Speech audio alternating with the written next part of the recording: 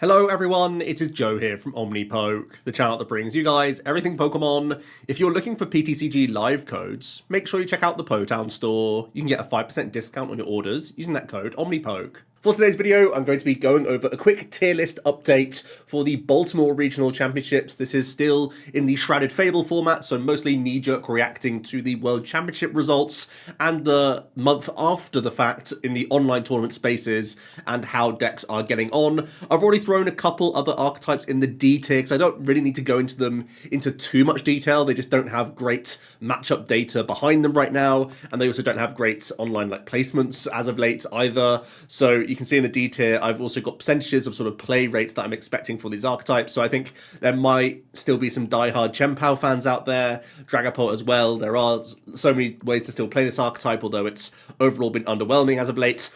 The Lost Zone box decks, they have their strengths, of course, but they're kind of being held under the thumb of Regidrago with that Kyurem a lot of the time.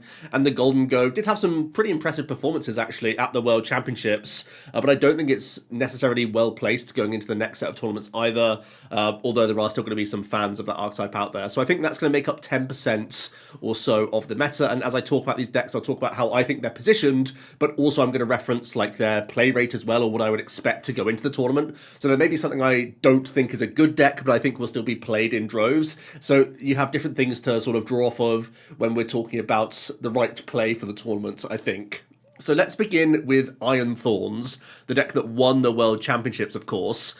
Iron Thorns, of course, was a medical for the World Championships and was able to spike the tournament because it had some surprise factor behind it, although it was sort of known in the online spaces going into the World Championships, and it still boasts a decent time into the Charizard players, certainly into the Lugia matchup, and it's reasonable into Regidrago as well. And I still expect all those archetypes to be quite prevalent, so I'm not going to put Iron Thorns that low on the radar. I think it's not really going to go above 5% play rate. I think that's really a safe place to put it. There'll be some people who saw its performance at the World Championships gain that encouragement, but then there's also going to be the sort of nod from people that it's still risky, and possibly even riskier with more of these aggressive archetypes coming out in their droves, and possibly some Ancient Box as well being the sort of in air quotes play for this tournament. So I'm actually going to drop it to 4%, I think. Iron Thorns, it's probably going to be around that 4%. I think it's probably just a B-tier play going into Baltimore. Like I said, it's still good into sort of three of the bigger decks in the room in terms of popularity of that Charizard, Regidrago, and Lugia. Those were kind of the narrative of the top three going into Worlds, and I think that may be changing a little bit, but I still think those are going to be really popular archetypes, easily all above 5% play rates, which means you still will have a number of good matchups that you can sort of claim and hang on to as Thorns. So I do still think you can have a decent record. I just think it's a bit more volatile right now, with a few more aggressive basic decks, which are still shut down quite heavily by the ability lock. But as we know, things like Turbo, Roaring Moon, Ancient Box, Miraidon, they all do have avenues of play that can make life difficult for the Iron Thorns. And I do still think there will be, the Regis are still going to play their cancelling clones, of course. We could see things like Raging Bolt incorporate Fluttermane, and these are just going to become more difficult matchups for the Iron Thorns because of that, because of a bit more respect that could be given to the archetypes. So I do think it's a bit tougher for the world's winning archetype. Let's go on to Regidrago. I think this is probably going to be the most popular deck in the room. It got to almost 25% at the World Championships, and I think 20% is a pretty safe bet for how popular this archetype's going to be. It held its own, did really well at Worlds, 4 of the top 8 placements. It was able to win the senior division as well, so it certainly had a fantastic tournament. That was with this narrative of you have to play or beat Regidrago in the tournaments. So we did see these aggressive basic attacking decks come out as sort of counters to Reggie. We saw Lugia as well propped up, but I think Regidrago still is a fine play. I don't think we can ever take it out of A tier. I don't think there is an S tier deck in the format though, because there is that caveat of you're not that comfortable facing Miraidon players, Turbo Moon players, Raging Bolt players. They are going to make you draw well in the opening stages, and you're going to feel on the back foot when you are going first into those matchups, because they are so capable at taking 2 prizes and then winning 2 attacks later. And the Regidrago can outrace that with some Kyurem plays, but you have to draw quite specific hands and have the right resources available to you. The alternative being you're going to Radzard and Iono and try and Iono and Radzard again using your V-Star power to recover those key cards. So you do have game into some of these matchups, but they are ones that you're not really happy to come up against. So I think Drago is still a fine play, probably going to be the most popular deck in the room, but isn't plain sailing because there are going to be some tough matchups for the archetype. I'm going to touch on Snorlax Stall. I think this is always going to be that sort of sub 5% boogeyman in the room. I think this isn't the right tournament for Snorlax because even though Lugia didn't have the best World Championships, it still did fine. You know, it got 9th place. But Lugia may be a bit less popular in Baltimore than it was at the World Championships. There's obviously some more lightning archetypes in the metagame as well with the Thorns and Miraidon, which had a really strong placement at Worlds.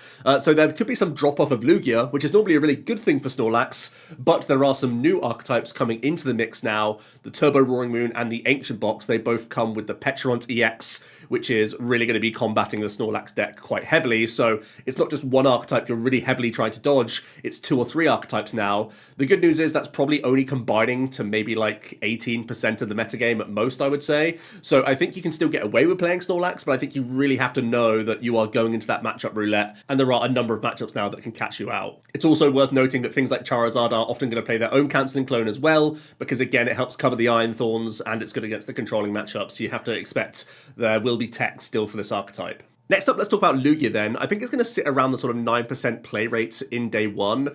There are, of course, the risks of Lugia of it's quite bricky, and you also have to be a little bit concerned with anyone riding that Miraidon wave as well as Iron Thorns. So there are a couple of like fairly high-profile matchups in the metagame which are a worry, and you're still just like middling into things like Charizard, you're middling into these other aggressive decks like Raging Bolt and Turbo Moon.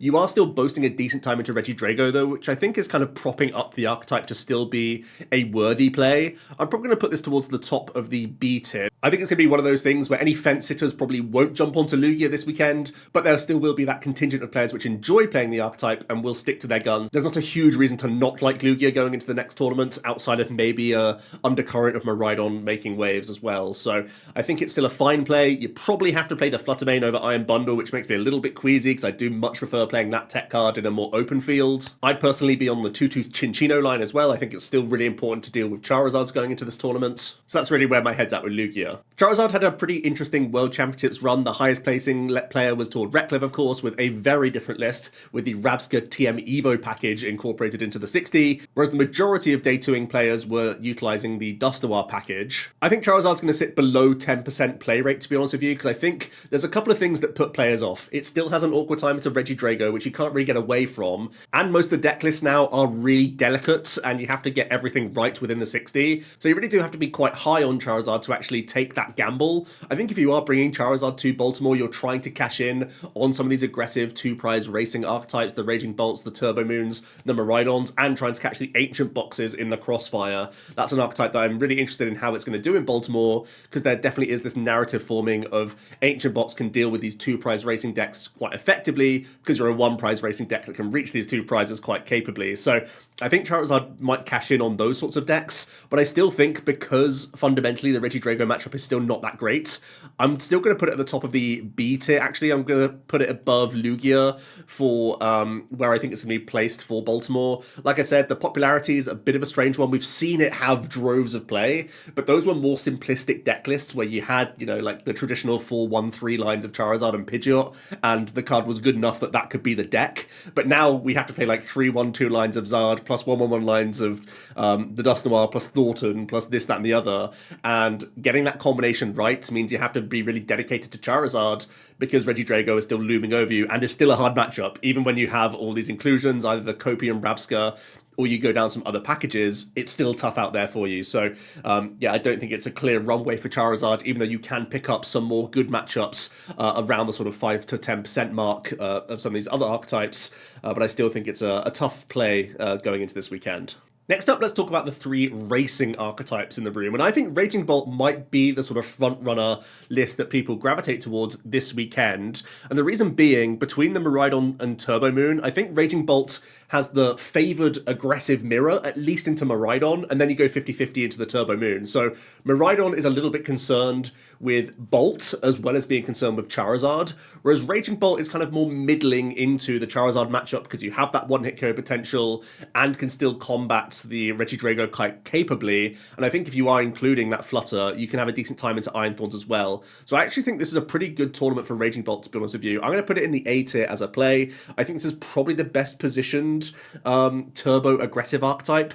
I am going to put the Turbo Moon also in A as another list that doesn't have too many inherently bad matchups outside of the Ancient box. So I think that can also fight into these other matchups quite capably. And again, we know it has avenues into the Iron Thorns deck as well. So I think the Raging Bot and the Turbo Moon are the two well-placed ones. Whereas I'm going to put Miraidon towards the sort of bottom middle end of that B tier right now, where I think there's going to be some Charizard around that is quite nerve-wracking. There's going to be some Raging Bot around, which I'm not too confident in either. And I think there's going to be less Gardevoir than there would have been at the World Championships, which was also something Miraidon wanted to see more of. So I think Miraidon is a little bit less well-placed than some of the other aggressive archetypes in the format right now. I think it's going to be Bolt and Turbo Moon, which have the wider matchup spreads for what we're looking for in Baltimore. I do think it's going to be a tough tournament for Gardevoir. It might be one of the first times we see it drop out of the top 6 decks in terms of play. I'm only really expecting around 5% of Gardevoir right now, and I think that's actually for good reason. I'm going to put Gardevoir as a C-tier play for Baltimore. I only really expect about 5% of players to bring an archetype like this. It will be some players Old Faithful. It can still have enough one-prize options in the deck to race the Raging Bolts, the Turbo Moons. We know that it can play around Iron Hands, but it's not only these aggressive 2-prize decks you have to worry about. It's also, you know, only average into Charizard, only average into Regidrago. I think it's actually quite weak into the Regidrago matchup.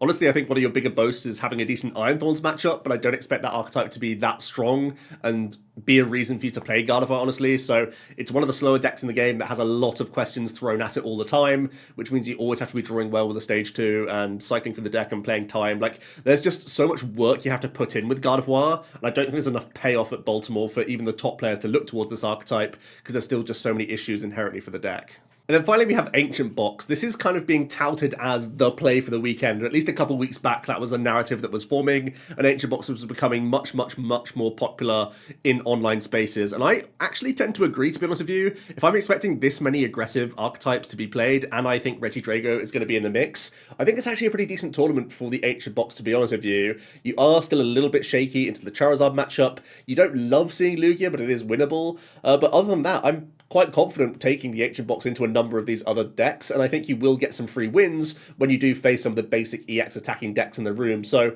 I actually am a believer of the Ancient Box. I don't think it'll be that popular of a play, to be honest with you, because you have to really gel with the Ancient Box in the first place. You've had to have got the reps in with the archetype. It's not always the most intuitive deck. You think just in general, bin everything off, Sada every turn, things are going to be golden, but you are still having to navigate that Ancient count quite aggressively. You're having to take turns off of attacking and sort of allow the opponent to have all the tempo they want, just to fuel up that discard pile, and then you get rolling with a chain of attacks in the sort of mid-game. That's been my experience with it. I do love seeing the Night Stretcher plus Pokestop combination. That's been something I've been incorporating. I do like seeing Bundle in the deck list. I like seeing Petra if you respect the Snorlax matchup, and I think Fez is also reasonable in the deck as well. So yeah, I'm a fan of the Ancient Box deck. I have enjoyed playing it over the last few weeks, and it has been reflected in the last few weeks of tournament results, where Ancient Box has had a really impressive amount of top 8 placements and better. So yeah, I am a believer in Ancient Box. I think it's going to be a decent play for Baltimore. Don't think it's going to be all that popular, so it's not necessarily the archetype that you have to care about so much and be worried about if you are playing one of these aggressive racing decks. But I do think those who are accomplished with the Ancient Box deck have a really good reason to jump onto the archetype for this weekend and have a good showing. This is going to be the last video I do on the Shrouded Fable format, and from now on we're going to be looking towards Stellar Crown. I'm going to be streaming on Thursday when the set drops, but also there's going to be more tabletop content, a buy list coming as well, so plenty of videos coming up on the channel. Hope you enjoyed a quick tier list discussion. Do you agree with my percentages as well as how well placed these archetypes are going to be? I'll hear it all down below. Thanks so much for watching, and I'll see you tomorrow for another video. Cheers.